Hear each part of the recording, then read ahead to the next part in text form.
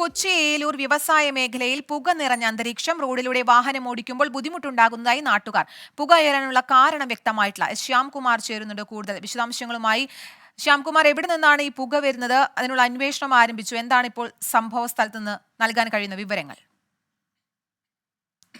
പുകയുമായി ബന്ധപ്പെട്ട നാട്ടുകാരാണ് ഈ പ്രദേശത്ത് പരാതി ഉന്നയിച്ചിരിക്കുന്നത്. 3 മണിക്ക് ശേഷമാണ് പ്രദേശത്ത് കനത്ത പുകയുടെ സാന്നിധ്യം റോഡിൽ ഉൾപ്പെടെ അനുഭവപ്പെടുന്നത്.